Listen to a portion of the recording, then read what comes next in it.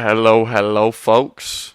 Alex with TV Fortitude here, and today we're going to be talking about a found footage movie from 2013 called As Above, So Below. This one is set in the Paris catacombs, and they are looking for the Philosopher's Stone, and they end up finding themselves traveling through the gates of hell. I guess even more than the gates of hell, traveling through hell itself, conceptually. It's a very trippy movie. Hell in this movie is defined by your worst fears, or, yeah, I guess your worst fears. And we have two groups of characters come together. We have our main group, which is our cameraman, the girl who's leading it, and her friend. The friend doesn't really want to come along until the catacombs, but they end up being they're about to be arrested as they're going in, so then he ends up joining them inside.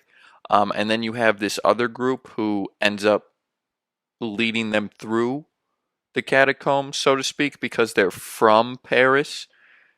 You have I can barely remember any of these characters' names except Papillon because of his spray paint thing on the walls. Pap. It's an interesting movie. As far as found footage movies go, I like it a lot. There's a lot of interesting visuals at the end, and it's got that major claustrophobia feel, and it's a bit like it's a major adventure movie at the same time because they have to continually go deeper and deeper, and it's like there's no way back. Multiple times their way back is taken out, so then they have to keep going forward. And let's get into some of the stuff I really like about this movie. I really like the characters, they're pretty solid. I like Papillon. I like our cameraman guy. I like his name is Zed, I think. And then you have Susie. Susie, she's pretty solid. She doesn't get that much to do, honestly. She's kind of like a bit of a sidekick to Papillon and Zed. Even just Papillon. Papillon's clearly the leader. And then you have our main girl. I don't remember her name at all, but she's very fascinating. As far as a leader character and somebody who's continually pushing them deeper and is making the strong group lead decisions, I think she's very solid. Her sidekick guy, so to speak, he's pretty awesome. I mean, he's got a very interesting kind of character setup because he's so reluctant to go in, but then once they're in there, he's like full force. I guess that makes sense with his situation with his brother when he was young because he's been experienced in caves since he was young, but he's also really traumatized and doesn't want to go back into caves. Guess that makes a lot of sense. And then the cameraman guy, I liked him a lot. He was clearly the most inexperienced, very willing to go in there, and very excitable. But he had a lot of good character development throughout it. At the beginning, he's just kind of a cameraman, and he starts to become a very likable character to be rooting for as the film goes on. So I was a big fan of him. Then you have Latoupe. He was interesting to say the least. I'm not exactly sure how I feel about his character. It was strong for what it was in a way, but they just start following him through the corridors, and it's kind of like, uh, all right. I mean, I guess it makes sense because it's like he's been down here. He would know better than you. You've known this guy for a long time, so you're gonna naturally trust him. But he's got that a weird look in his eye, man. Like I don't know. I would be nervous to trust him. He looks like he's lost his mind a bit. And yeah, as far as when they go deeper and deeper and end up in the gates of hell, the moments where it was showing what each of the characters were afraid of and whether or not they faced the fears and it allowed them to survive or they ran from the fears and they died. I thought that was really fascinating. I would have loved to see what some of the other characters' fears were or their, hang-ups, their traumas, but we didn't get to see that, sadly. And some of the moments with those characters and their traumas were very basic. Honestly, Papillons was the only one that was big. You had Zed, who didn't accept the child that he had, and I think we saw a child in there at one point. You had our main girl who her father committed suicide and she didn't answer the phone. I did like the phone ringing and then her hearing her dad talking to her over the phone. That was really trippy, honestly. I like when I get so scared in some of these movies, I could just feel like tears coming down my face. Not even like of sadness, just of like, oh. And I thought that was really effective. That phone call was really big. Also, another one. This isn't one of the trauma things, but when they're first getting in there, and then there's like the whole like singing, chanting group where there's like naked women standing with all the candles and the symbols on the ground. Then there's the woman that they saw outside the nightclub staring at them, and then she just turns. Oh my god, that got me good. This movie's got some really good scares, even if a lot of them aren't directly threatening, let's say, or don't make an impact on the plot as a major threat. They feel threatening and they could be threatening. So it's not just some weak jump scares. This movie is very effectively claustrophobic at certain points, and there's certain things. Now to talk about some things I don't like. There's certain things that are just kind of weird, honestly. Um, you have the cover of the movie, when she's like covered in blood and all that. I didn't get that. Was it the thing where she had to swim through water getting in and then to get back out? It was blood because what happened is she took the Philosopher's Stone and then she realized she needed to put it back to really get the power because now they're in hell. When they were not in hell, she was able to use the stone and its power, but in hell, she had to go put it back and then she became the power, which I thought was really cool. I thought that was really cool. Her wiping off the thing and seeing herself in the reflection. Very, very cool. But I didn't understand the whole river of blood thing and her being grabbed by the hands. Is that the thing that they swam through to get in? Maybe. Um, that was interesting, but I was a bit confused on it. Um, it does feel like a bit of an abrupt ending. I really like this movie. It's a very strong movie. It's very powerful, and the ending is very earned. So I don't want to say it's not earned, and the ending is phenomenal. I absolutely love the ending, but I wouldn't have minded a bit more to the movie. I would not have minded a bit more to this movie. Um, the character deaths, they're strong, a couple of them, but they're also just I don't know. You have Latope who disappears on two occasions. I guess that's his death, when the thing collapses. Then you have Susie who's like attacked to death by Latope. Then you have what's his name? Greg, the cameraman. He like falls all the way down this pit after being jump scared by this creature. That was a good one. I mean, that was strong. And then you had what's his name? Papillon, who's like sucked into the car. That was a really cool one. Those effects were really strong. Yeah, so the deaths they're not they're not bad. They're not bad.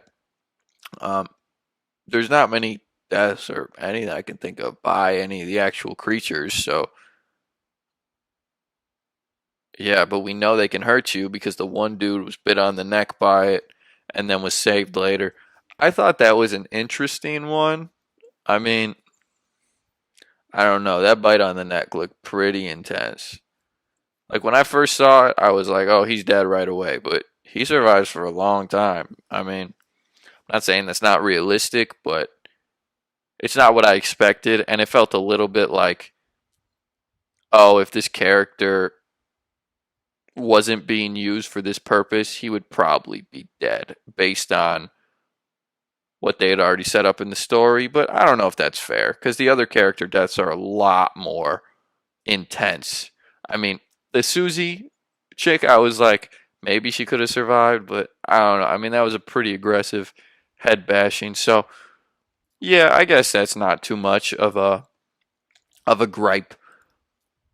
I did really like that you had all of these different creatures. I really like the one that came out of the wall, the dude sitting in the chair, the random jump scare that got Greg, that girl. You had the baby. Again, I mentioned the weird cult group of naked women with the candles. Man, that's one that I won't forget from this movie. That is a golden one. Then you have the hands trying to grab our main girl, and she goes through the river of blood. I thought all these different creatures were really cool. The characters were strong enough to latch onto, particularly our two main protagonists. I thought Papillon was really strong. I thought Zed was really good. He wasn't used a ton in the movie, but I thought he was really strong. And what's his name? The cameraman, I think, Greg. They were all really strong. Most of the characters I liked a lot. Susie felt pretty underused. Taupe was a weird character. I like him, but I don't know. I mean, it almost feels like something kind of unfinished by the movie, but I feel like that's intentional. I wonder if he was actually alive. Doesn't seem like he was. He became one with the cave, and then they used the fact that he was a mole that could go around from place to place, and now he's just a spirit doing that. I guess that's the best I can gather from it. And then you have the one guy when they're first going in and they're going with the tour guide, and he's like, look for Papillon. And then they look back and he disappears. I would have loved something with Papillon coming up like that was Latope or something. You know, I would have thought it was cool if that was someone they knew that they never saw again because they turn back and he's just disappeared. And so I'm wondering what that had anything to do with to connect. And I thought that would have been something cool to connect. That would have been another big moment for me to be shocked at. But I mean, it's still cool for what it is. I like this movie a lot. I like that there's a lot of things where they go through one tunnel and then the entrance is blocked off, or they're in the same place that they went through to start with, or they're in the same place they went through to start with and it's flipped again, or they're forced to go through a way that they're completely convinced that they cannot go through, like the way that Latope went through and never came back. Very fascinating, all those things to me. And another thing, they saw Latope and they didn't immediately think, how is this man alive? Didn't he go missing months ago? What? So he's got to be dead. He's got to be a spirit. I mean, I don't see why that didn't come to any of their minds quickly. But honestly, I really like this movie overall. I think it's one of my favorite found footage movies. I think it's extremely effective at being claustrophobic and adventurous, and you want to continually see what's happening next. It has strong characters to latch onto. It uses the found footage aspect effectively without it being one of those movies that is so hard to watch because it's found footage, and it does an effective job of covering things that could realistically be done by somebody else looking at it. There's a couple of things where it's like, why would that character be looking that direction at this moment? But, you know, I mean, the cameraman is the cameraman and he looks around a lot. All right. I mean, I'm willing to let that one slide. So I highly recommend this movie. I definitely would recommend checking it out if you have not. I kind of spoiled a decent amount of things in here, but I think it's still a great watch. Did not spoil the ending, which is the most powerful part by far. And a lot of the things I described in the film are still going to be striking likely when they happen, even though you somewhat know what's going on. I'm trying to think what to rate this movie. I'll give it a solid 9.5 out of 10. Highly recommend it. I would love to see more scary movies based in the Paris catacombs. Honestly, right after I get off this, I'm going to go look up more movies that take place in the Paris catacombs. Highly recommend this one. Any final thoughts? Yeah, I mean, honestly, just this is a phenomenal found footage movie. If you like the found footage genre, if you like claustrophobic movies, if you like, underground mining movies or caving movies, or honestly, I don't know if there's a genre, but Paris Catacombs movie, this is awesome. This movie is so cool. The characters really carry it, as well as the way that they effectively use the scares throughout. And there's jump scares, but they actually feel like legitimate threats. A lot of jump scares, I hate them because it's just not a legitimate threat. Like, oh, someone backs up into somebody and I hate those. I hate those loud sound effect nonsense. This movie, the threats feel real. The jump scares are earned. All right, that's it, folks. As Above, So Below, found footage movie set in the Paris catacombs from 2013. 9.5. This is Alex with TV Fortitude, signing off.